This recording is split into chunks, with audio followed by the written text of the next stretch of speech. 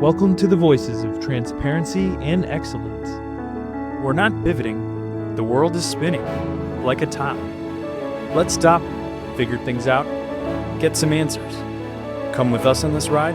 Warm regards, Rick and Judi. Welcome to our podcast series where we address crucial topics impacting our campus and community. I'm Judi Clarke, and my co-host, Rick Gatteau, is out on assignment. Today, we're going to explore the socioeconomic factors of sleep. We'll learn how sleep relates to public health, social justice, and inequality.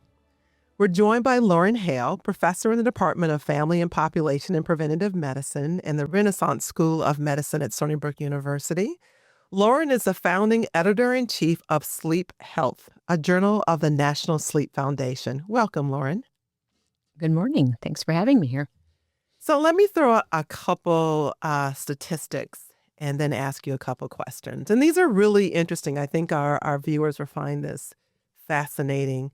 6 out of every 10 adults do not get enough sleep, according to the National Sleep Foundation. The recommendation is at least 7 hours of sleep a night. From a historical perspective, in 1942, 59% were getting 8+ hours of sleep. Today, only 26% are. And 3% reported getting 5 hours of sleep or less. In 1942, those numbers have risen to 20%, according to Gallup. So can you give us some insight into some of the reasons behind this, and why does sleep matter? Okay. Thank you for starting us off with those alarming numbers. Yes. You're exactly right that across the population, we are sleeping too little, and we've been sleeping less and less over time. And unfortunately, as most of my work shows, the distribution of who's sleeping better and who's sleeping worse is uneven across the population. But one thing is true in helping contribute to the increase in sleep deficiency over time is that we are dependent on our pervasive and problematic use of digital technology. I confess, I also often bring my phone to bed. I try to keep it in the other room, but sometimes I just can't help it. And unfortunately, having that phone delays, displaces, and disturbs sleep. And I'm talking about adults and kids. And add on top of that the expectation of constant connectivity, whether with family, with friends, or with work. It's very, very hard in the current day to turn off at night. So that's, I think, at the heart of why we're seeing an increase in sleep deficiency across the population. And it's really interesting, particularly the number of people that go to bed with their phone. And I must confess, I do too. So certainly not judging anyone. I am part of your community. Yep. It's also what people are scrolling. Mm-hmm. Because I think, if you are scrolling things that are affirming, positive, not, kicking in your endorphins, but things that are scrolling actually sometimes are provocative, right? Absolutely. We know that social media is designed to be engaging. There are numerous features, the infinite scroll, the fear of missing out, the autoplay. All of these features make it hard to put your phone down, and it's designed to be that way and to be stimulating. And that cognitive and psychological stimulation combined with that feeling of getting lost in your phone, letting the time pass when you're not paying attention, really contributes to delaying of sleep onset, which is, essential to squeezing in those full 7 to 9 hours that are recommended. And the other culprit is the television. So some of it is listening to news, or there's a program, or you're watching a movie and it's late, but you have to see how it ends. Talk a little bit about televisions in the bedroom. Sure. I mean, so many bedrooms are equipped with televisions.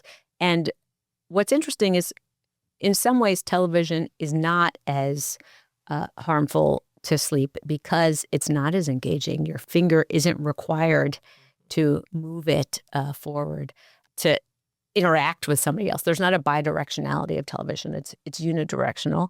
On the other hand, years ago, the CEO of Netflix said, our number one competition isn't other streamers, it's sleep. We're working against sleep. And the autoplay function truly enables the binge watch. You think, it's only one, 25-minute episode, I'll be fine. But then you end on a cliffhanger. 8 seconds later, you can start the next episode. The science shows that passive viewing, which is the television watching, is less disruptive to sleep than the more interactive watching. That said, if you know you have a limited window in which you should be sleeping, try to set a boundary on at what point the devices go off. Ideally, put your phone and maybe even your television in another room. And if you must watch something, you spoke to this earlier, the content, try not to watch something that is stimulating for you. Listening to calming music, reading, or listening to an audiobook, that's typically relaxing. But watching something that is going to elicit a strong reaction in you might not be a good idea. But really, the social comparison, especially when we're thinking about youth, that comes from social media is perhaps most disruptive for the ability to fall asleep. If you start seeing what other people are doing, what they're wearing, what they look like, that can be worse than watching a short sitcom. So we're here on a college campus, and we have students coming as freshmen, transfer students, and so on. And probably that acclimation, definitely the first year, and I think it's obviously longer than that. But what advice can we give students related to work-life balance, understanding it from your study habits to your social life? You're in a bedroom. Maybe you're sharing a bedroom with someone. You've had your room to yourself. There's different sounds. There's different stressors. Like, what advice would you give our students as they acclimate to student life within their sleep habits? Thanks so much for bringing this up, because teenagers, we know, need a lot more sleep than they're getting. Over 80% of teenagers are not meeting the minimum 8 hours a night that's recommended for them. And they're often living at home with their parents at that time, and parents are there to help make sure they're in bed, they're home. But guess what? When these 18 and 19-year-olds show up on campus, they are still teenagers, and they have so much more autonomy than they've ever had before, because there are no parents around. There are, other people, but those people are probably the same age as they are. So there's less pressure for them to get to bed early. Let's put it that way. Yes. You do start to see shifting earlier of circadian rhythm once they get into their early 20s. But the 18 to 19-year-olds are still wanting to stay up late without the parents there. So you often do see that. And yet they're also much more responsible, or expected to be more responsible, for their schooling, their attendance, their study habits, their work study, their jobs, and they might be driving more. There's so much more they're responsible for, and yet they have much less supervision. So the message is similar to what I say to adults, but just with the understanding that their biology is still expecting them to get 8 or more hours of sleep per night, and their biology still wants them to go to bed later. So don't fall prey to that. Don't stay up till 1 or 2 a.m. every day, even if you think that's what your body is telling you to do. Make sure you give yourself that time in bed to get the 8 hours or more. Make sure you turn that phone off. I know you probably live in a single room where you not only have nowhere else to put your phone, but your roommate also has nowhere else. You should both make a pact to turn off the devices after a certain time. There's almost nothing in your life that will require you to need to check your phone at 1 a.m. There's really nothing that you need to do. There are some exceptions, but mostly you don't need to be checking your phone at that time of night. It's only going to make your next day worse. So make an agreement with your roommate to if you have a roommate, to prioritize sleep, prioritize, cool, dark, and quiet. That's what you want in your sleeping hours. And if you have the flexibility in your schedule and you know that you're a night owl, don't have your classes start too early. If you have to, do a morning lab or, a class that's earlier in the day, then make sure that you're going to bed with sufficient time to get the sleep you need. Sleep is essential for memory consolidation. You'll learn better if you sleep more, and you'll feel better, and you'll be healthier all over. And you mentioned something earlier in your original remarks, and you talked about, who sleeps better. Tell us a little bit about, whether it's gender, age, sometime in socioeconomics, different people's level of stress and so on. Can you talk a little bit about the differentiation as to, Sure. who's typically doing well in sleep and who's not, and why? I will start with gender because everybody wants to talk about that. And there are differences by gender. We see that women often report poorer quality sleep, but they sleep a little bit longer. So, there's some differences. And it's important to note that the reasons for the differences are not just biological, though they may be due to hormonal fluctuations over the lifespan or over the course of the month, but also because women are often caregivers. They're often responsible for the activities of taking care of children, taking care of elderly parents, taking care of friends and family, and that's often a nighttime activity. So we see disruption in the middle of the night, in part due to social roles played by gender. On the other hand, men have higher likelihood of sleep apnea, and they're often unaware of it.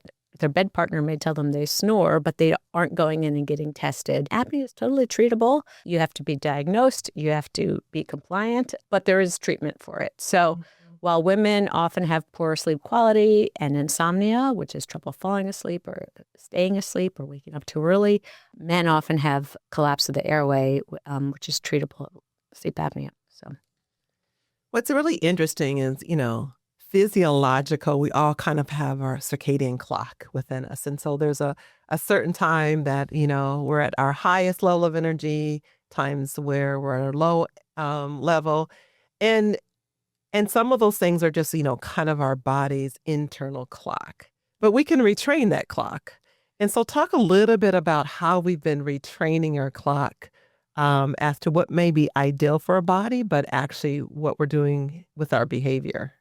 Right. So the best way to reset your circadian clock is to get bright light in the morning. That's a great way to wake up, to give your body that energy that it needs to make it throughout the day, and then to be ready for bed later that night is to get that early morning light and to get that regularly on the weekdays and on the weekend. So unfortunately, over 15% of the population have shift jobs where they work off hours or late at night, and that's very disruptive to the body. And those of us who don't even work shift hours, we often stay up later on the weekend than we do on the weekdays. And that's confusing to our circadian rhythms too.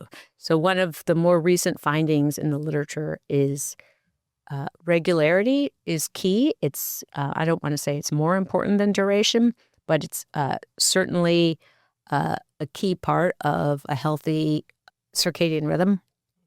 And to the best of your ability, if you wake up at 7 a.m. on the weekdays, try to do that. Maintain that schedule on the weekends as well. And that will, in order to get the same duration, you need to not be staying up too late on the weekends. Teenagers are the most susceptible to this because they have a delayed circadian phase. They fall asleep later, and their high schools start way too stinking early. So their weekdays, they're running a sleep deficit. They're going to bed as early as they possibly can, but waking up too early, and then they're exhausted by the weekend. My son, he's 15 years old, on the first day of spring break, slept for 13 hours, which, just blows my mind, but he did. But now he's got to get up early again because it's the weekdays he has tennis practice. And ultimately, it's probably good because he's going to be not totally screwed up by the time school starts again in a week because he's going to be waking up earlier, as long as he's going to bed early enough the rest of this week. And that's really interesting. I worked third shift way early in my career, and it changed the way I sleep. So I have to fall asleep. If I'm tired, there's a window that I need to fall asleep. Otherwise, I'll get a second wind. Yeah, and keep going. And keep going. And so that's really interesting that you said that, because so many people, your body's telling you that you're tired and you need to wind down and you need sleep. But if you don't kind of take advantage of whatever that window is like your body's like, okay, well, I guess this isn't happening. So let me kick some endorphins in and let's just persevere. And now you can't sleep. Power through. And then we have the habit of caffeine supplementation to keep you up. And then that disrupts later sleep. So, there are cycles of behaviors that are not conducive to sleep. I'm a big fan of coffee in the morning, no problem with that. But if you're taking, and it is a drug, if you're taking caffeine at night, it will interfere with that night's sleep, which will interfere with your next day performance. So try not to take that drug at night. And similarly, taking a nap too late in the afternoon can interfere with your ability to sleep that night, which may affect your performance the next day. So you need to be careful about behaviors that might interfere with your ability to fall asleep at night. I really appreciate you bringing that up, because I think we've also given kind of a social status to drinking coffee. And so I think for some in energy drinks, look at the number of drinks that used to just be drinks, and now they've enhanced them with some kind of caffeine or something that gives you energy and so on. And just the fact that you need energy, it is saying that you're deprived. Right. And so from that marketing perspective and kind of that social context, how do you interrupt? Like, I'm having my, I'm tired. I'm going to have this cup of coffee like at 4 or 5 or 6. When actuality is like, you need to be probably thinking about how to wind down your day and actually going to bed. Everybody's a little bit different, and many people will attest that the caffeine doesn't affect them. But I would still encourage you to think about an alternative way to give yourself that little zip, whether that's going outside and taking a brisk walk, which is a positive health behavior anyway. Mm-hmm.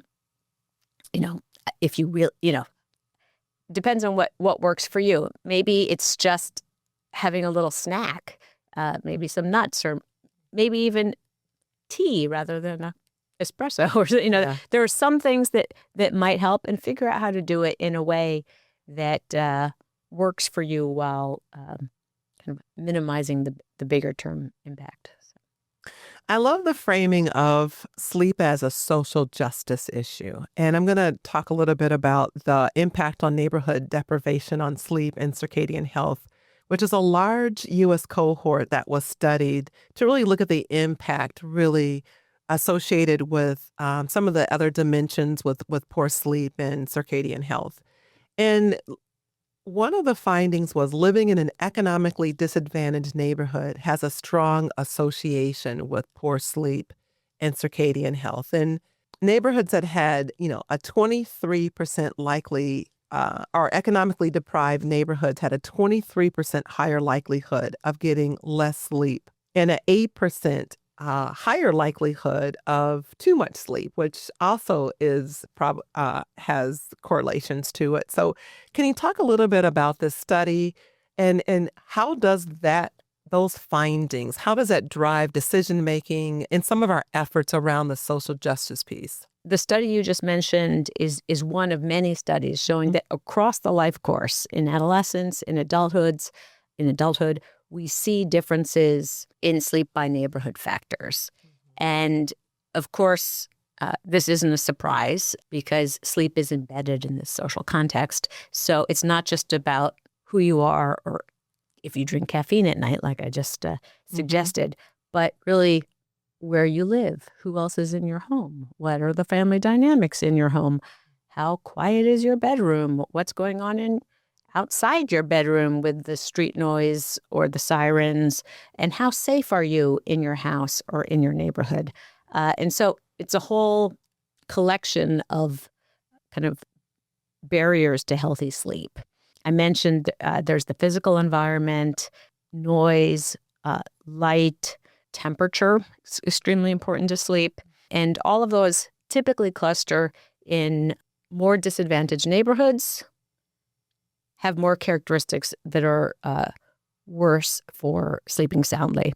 But combined with that is this issue of safety. And one of the most kind of recurrent phrases that I say in all of my talks is that sleep is an opponent process to vigilance, which is to say that if you are having to stay alert to feel safe or secure or even sure that you're going to be able to feed your kids tomorrow, you are going to have a harder time falling asleep and resting. So unfortunately, the data show and have shown for over 20 years that we've been looking at this, that socioeconomically disadvantaged households, minority status, unemployed persons, certainly homeless persons, have much worse sleep patterns and sleep health.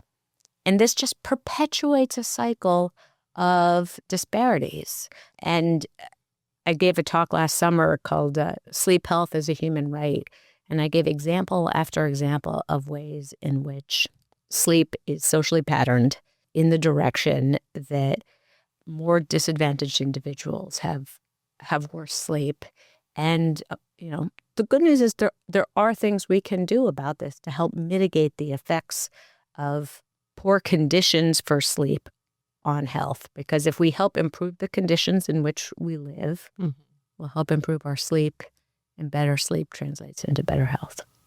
And I think it's, to your point on what are some of the factors, safe and stable housing, and, some of the things on socioeconomic, some of the things related to crime, education, and access to resources, so it's like a lot of the social determinants of health that we've identified as factors where people are compromising their ability to make sound decisions or have access to things are, really play a part into sleep. And we've kind of talked about falling asleep. It's equally difficult staying asleep. So can you talk a little bit about some of the factors related to sound sleep and staying asleep? So sleep quality, it really varies, by individual, but it can be related to temperature, body temperature, ambient room temperature, sound, noises, and at the core are these concerns about what's running through your mind. What are you worrying about? And ideally, the best way to address all of those is to address the root problems. If there is a temperature problem, the root problem, it could be medical, or it could be that your house isn't well insulated or your apartment isn't well insulated. If there's a noise problem, it could be that there's a dynamic in the household that's causing fighting between family members in the middle of the night. Those are addressable in some ways, and some ways those are very challenging to address. But if it's kind of the chronic worry of everyday life, and if it's rooted in financial uncertainty, job security, or job insecurity, those are quite fundamental and hard to address except from a very holistic perspective by providing opportunities, like you suggest, for educational opportunities, access to healthcare, policies that improve neighborhood safety, community trust. All of those are wide-scale policies that have other benefits beyond sleep, but sleep will help maintain and continue the benefits. So there's an estimated 50 to 70 million Americans that have chronic sleep disorder, according to the National Heart, Lung, and Blood Institute. That's a lot. Yep. And so, the fact that it's considered a sleep disorder, then you obviously know that it's chronic, it's ongoing, and it needs some type of interventions. We've talked a little bit about, some of the stimuli that are impacting your ability to sleep. What are some of the things individually you can do? Breathing, Right. parts of your relaxing your body. Like, what are some of the things for people struggling to get enough sleep? Right. In terms of individual tips, I think many of you know what you're supposed to do. You just forget to schedule it or prioritize it because there are so many other tempting activities or priorities in the world or in your life. I already mentioned one of them. It's regularity. Try to go to bed and wake up at the same time every single day. Dim the lights about an hour or so before bed, all around the house. You don't need that light, and that light suppresses melatonin, and melatonin is a sleep-promoting hormone. You do not need to be sitting around under headlights or, overhead lights in the hour or two before bed. And, returning to the issue of digital media, avoid stimulating activities, and that could be engaging in a family feud with your brother about something. You don't need to do that. Cut that out. Reading, stretching, breathing. I mentioned tea. I've taken to trying different herbal teas. I don't think there's one magic bullet, but find a routine that works for you. Taking a shower, taking a bath. Try to avoid fast-paced or emotionally intense activities. Slow down. That's what you want to do. Prepare your body to fall asleep. That's interesting. So simple. So simple. I wish it were so simple for everyone to implement. It does require quite a behavior change. So we hear a lot about how newborns and babies should sleep, but we haven't really talked about ideally how should we sleep to really capitalize on the best quality of sleep? Should we be on our back, our side, or stomach? Right. This is not something I typically study, but I think many people sleep on their side, and that tends to work for a lot of people. But if it doesn't work for you, find the position where you can be comfortable, where you breathe well, and where you wake up without pain. Yeah. That means finding a pillow that works for you. There's variation in that. Test different products, but really you just want to make sure that you're comfortable and not in pain, because pain is also one of those barriers to sleep. I love the way you said a pillow, because that is critical to my sleep. And it's hard to find a good pillow, but that is critical to my sleep. If I don't have a good pillow, it doesn't really matter what I'm doing. I will wake up uncomfortable, or I can't get comfortable. So yep. Yeah, get the pillow that works and spend a little extra money, and don't keep that pillow forever. It's like those pillows wear out fast. All right. So let's just kind of close in our last question. If we don't get a handle on healthy sleep patterns, what will happen to the health of our society? I thank you for pulling back from the individual to the societal effects, because we are aware that sleep is a pillar of health, and chronic sleep deficiency is linked to higher heart disease, diabetes, obesity, worse mental health. And if we don't treat this at a societal level, we'll see increases in all of those conditions. And beyond that, because the only outcome I care about is not just health, but also safety. We think about accidents more likely in the middle of the night, quality of life, I mentioned emotional well-being, even productivity. We will all be better off if we are sleeping better. So thank you, Lauren, for sharing your insights and expertise today. We hope our listeners find these discussions informative and empowering as we navigate these times together. Thank you again, your contributions. And I hope everyone heard one or two or three things that they're going to try out tonight. And of course, if you try it out, you make it a habit, and then it becomes a behavior. So again, I am Judi Brown Clarke, and we will see you next time at our next episode. And I will have Rick with me. And thank you for tuning in. Thank you.